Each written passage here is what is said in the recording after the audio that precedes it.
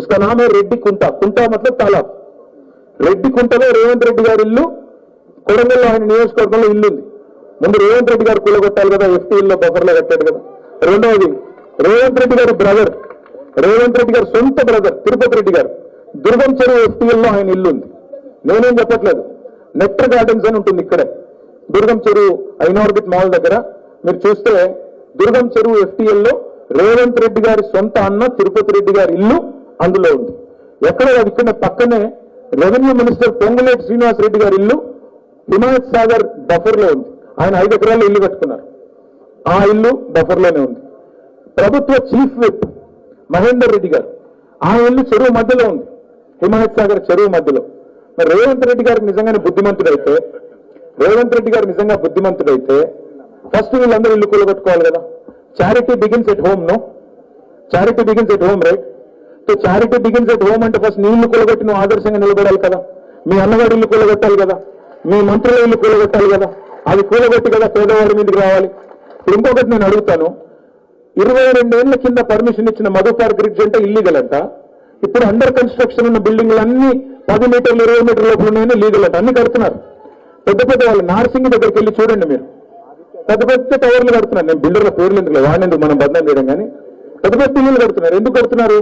మరి వాటిని ఎందుకు ఆపట్లేదు నువ్వు? ఎందుకంటే డబ్బులు ఇచ్చారు కాబట్టి. ఏముంది సీక్రెట్ అంటే? ఇంత థర్డ్ క్లాస్ గవర్నమెంట్ అంటే Revanth Reddy is building a second house for the chief minister.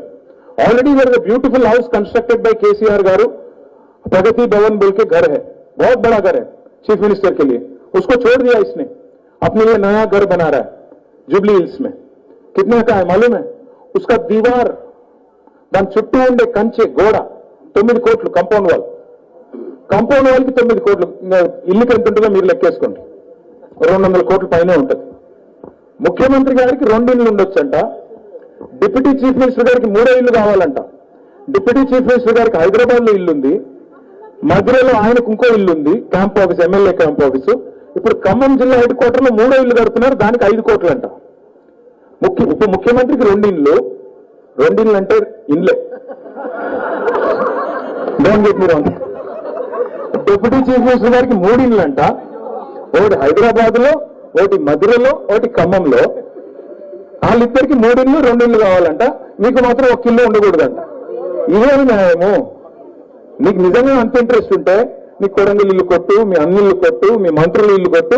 ఆ తర్వాత మధుపారి బ్రిడ్జ్ దగ్గరకు వచ్చి ఫోటోలు చూపెట్టు. ఇవన్నీ కొట్టాను, నేను చాలా మంచివాడిని, మా ఇంట్లోంచి మొదలు పెట్టాను, మా వాళ్ళు కూడా కొట్టాను, మా మంత్రులు అన్ని కొట్టాను. డాక్టర్ వివేక్ అని మంత్రి ఉంటారు, ఆయన కూడా ఇక్కడే ఉంది చెరువులో.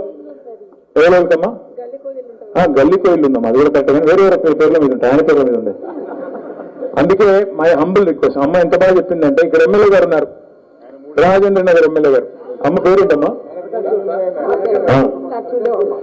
లక్ష్మీదేవమ్మ. లక్ష్మీదేవమ్మ ఏం చెప్పింది? కాపురం అక్కడ చేస్తున్నాడు. కళ్యాణ్ టీఆర్ఎస్ చేసుకున్నాడు, కాపురం కాంగ్రెస్ కి చేస్తున్నాడు.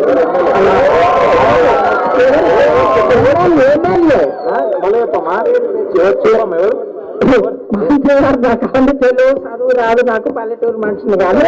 కళ్యాణ్ డిఆర్ఎస్ లో చేసుకున్నాడు, కాపురమేమో కాంగ్రెస్ లో చేస్తున్నాడు. అందరికి అర్థమైంది, నేను చెప్పక్కర్లేదు పేరు. కానీ నేను ఎందుకు చెప్తా ఉన్నా అంటే, మా లోకల్ రిప్రజెంటేటివ్ ఇట్లా ఉన్నారు అని లక్ష్మీదేవమ్మ గారు చెప్తున్నారు. ఒక లోకల్ రిప్రజెంటేటివ్ కాదమ్మా, రాష్ట్రం మొత్తం అట్లే ఉంది. ముఖ్యమంత్రి గారు కూడా కళ్యాణం కాంగ్రెస్ లో చేసుకున్నారు, కాపురం బీజేపీతో చేస్తున్నారు, అది వేరే స్టోరీ. కానీ మీ అందరితో నా రిక్వెస్ట్, దయచేసి ధైర్యంగా ఉండండి, యునైటెడ్ గా ఉండండి. We are with you, nobody can touch you. కానీ ఇఫ్ ది గవర్నమెంట్ వెంచర్